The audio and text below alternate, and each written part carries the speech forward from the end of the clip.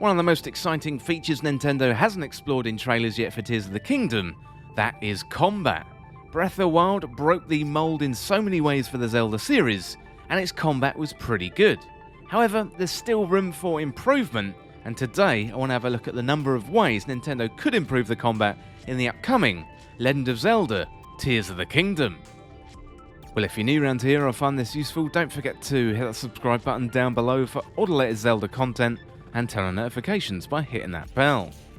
Well, before we get into today's topic, I'd love to hear from you related to the combat in Breath of the Wild. What did you like about Breath of the Wild's combat, what didn't you like, and how would you like Nintendo to improve the combat in Tears of the Kingdom? Combat in Breath of the Wild was improved many times over when compared to other recent Zelda entries, including Skyward Sword. Link had a range of weapons that he could use, plus runes on the Sheikah Slate, and also the nice addition of the slow-mo mechanic allowing Link to jump in there and flurry rush opponents for that big DPS. Well, we are only a few months away from Tears of the Kingdom, and Nintendo hasn't really spoken about or demonstrated combat at all for the upcoming sequel. We've seen Link in battle for only a few seconds, as he's seen using a new flame-throwing device attached to his left arm. Well, without further delay, let's dive into the improvements that Nintendo could make for Tears of the Kingdom. First up, we've got enemy variation, so while Breath of the Wild was good in many aspects, the variation of the enemies wasn't really enough. So we had Bokoblins, Moblins, Lizalfos, and the Scowl versions of those as well. These were your main enemies that attacked you on the ground, weapon in hand. Lizalfos, they were quicker than Bokoblins, and the Moblins were often bigger, and they were more tricky. We also had Keys to worry about from the air, the Octorok who could attack us from range, and also the Choo-Choo, and they were similar to slow blobs of jelly trying to attack us. Wizrobes would offer more of a challenge in the early stages of the game. Then you had the more challenging Lynels and the Guardians. They could kill you really quickly if you weren't careful.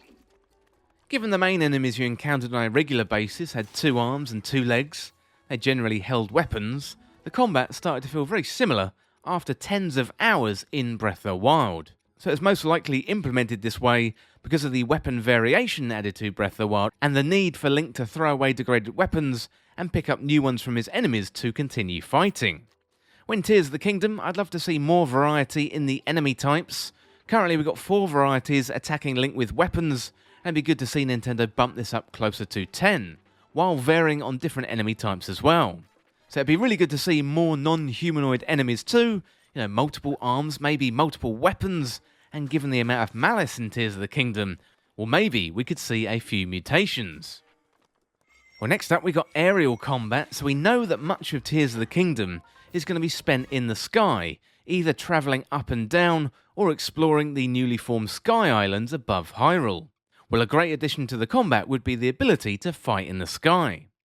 Details of a Nintendo patent have leaked detailing aerial combat in Tears of the Kingdom, and Nintendo hasn't yet shown off any of this in trailers, which means they could be waiting for the right moment, or maybe the mechanic has been cut. I think probably they haven't shown it yet, rather than cutting out that feature. But looking at the patent, we've got 3 states, so vertically downwards, with the character diving and pointing the bow directly downwards. We've got a second state where you're diving diagonally down towards a target, and then we've got a third state where Link is upward relative to the reference of the direction. So in Skyward Sword we could battle in the sky while on the back of our Loftwing, but this patent suggests more complex aerial battles with a bow. We've also seen Link on the back of a Skywing, or some vehicle used to travel great distances in the sky, but so far we've only seen Link land on it, but fighting on the back of it could be another thing entirely. Let me know down in the comments what you want to see when it comes to the aerial combat. Well, next up we got full damage for enemies, so one thing that didn't seem really fair in Breath of the Wild was Link's ability to take full damage, but enemies, they seem completely immune. You could find yourself fighting against an enemy and knocking them off a great height, and they would simply stand there, look at you, and have the same amount of health. However, if the same thing happened to Link, he would most likely die from the fall, unless you had a lot of hearts. Well, Nintendo should have a look at this feature in Tears of the Kingdom, especially given much of the action is going to take place in the sky, and the opportunity for knocking off enemies from platforms in high places is likely to happen on a regular basis.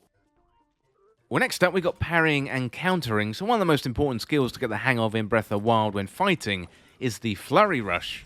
So if you get your timing just right and dodge at the right moment when an enemy is attacking you, combat is going to go into slow motion and you'll have the chance to rush forward and get in lots of big damage hits, effectively taking out your opponent. So while this is useful, it does get stale quite quickly when you're taking on beefier enemies. It'd be good to see a wider range of combat moves, and this is one of those areas that the Zelda team could learn from the Elden Ring team over at From Software. Elden Ring emulated Breath of the Wild in many ways this year, and it'd be good to see the Zelda team at Nintendo lean into slightly more complex fighting mechanics. I don't think Tears of the Kingdom should be a Souls-like game, however I do think the Zelda series could benefit from more complex combat. Much like the enemy variation after a while in Breath of the Wild, the combat does get very samey, so it would be really good to mix it up just a little bit. Next up we got weapon durability, so this is a hot topic in the Zelda community, and it is a divisive topic. There's pros and cons to having weapons break, so it definitely promotes using a variety of weapons, in a series where we've clung to the sword and shield, or maybe even the Master Sword. I'd really like to see weapons be more durable, so we could have more of a relationship with the weapons. I don't really mind them degrading, and it'd be good to see the ability to repair or maybe clean weapons come into the game as a feature. Rather than have weapons break, I'd like to see different varieties of weapons still promoting the idea of getting new weapons and also investing in weapons too. One of the most frustrating things in Breath of the Wild was getting into a fight and then having your favourite weapon break only seconds later. Well, next up we got Link's arm. So Link has a changed right hand, which appears to have magical abilities, demonstrated by rewinding time and sending that spike ball up towards enemies once again.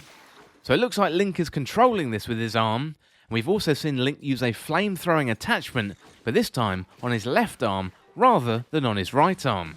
This could mean we're about to get attachments for Link's arm or different tools to use. Well, this has been shown off before in Legend of Zelda development artwork and concepts, and hopefully Nintendo are about to realise that vision in Tears of the Kingdom and demonstrate their creativity when it comes to Link's arm abilities. Well, next up we got hand-to-hand combat. So one of the ways to improve combat would be the ability to allow Link to put down the sword and attack with his fists and his feet. Now, I don't think Link has ever been able to attack without a weapon in his hands, and it would be really interesting to see Link able to throw a punch, or maybe even kick an opponent, maybe even throw sand in their eyes to gain an advantage. It doesn't scream honour to me, and Link at the moment feels like a very honourable fighter, someone who would stand there in front of his enemies, bow, and then get right into it. It'd be really interesting to see Link without a sword and slap around some enemies, and if Nintendo implemented this in Tears of the Kingdom, it certainly would be a unique first. Well, finally today we've got dual wielding, so I'd really like to see Link dual wield some weapons. This would really mix up combat and then some. Rather than holding a shield and a sword, why not two swords? Or maybe even a sword and a dagger, or maybe even two shields. I don't really know why you'd want to do this, but I'd love to have the option to have more than one weapon in Link's hand at the same time. I wouldn't expect Link to be able to manage two heavy weapons, however, when we're talking about swords, daggers, maybe sais, then Link could properly go on the offensive. Combine this with more complex attacks, it would really mix things up. Well, let me know in the comments what you want to see from combat in Tears of the Kingdom, and as always, thank you so much for watching. For more Legend of Zelda content like this, hit that subscribe button down below and subscribe to Triforce Times, or you can check me out on Twitter at Triforce Times. Well, if you enjoyed this video, found it useful, liking and sharing the video would really help me out. Otherwise, check out the other videos on the channel. Well, thanks again, and I'll see you soon.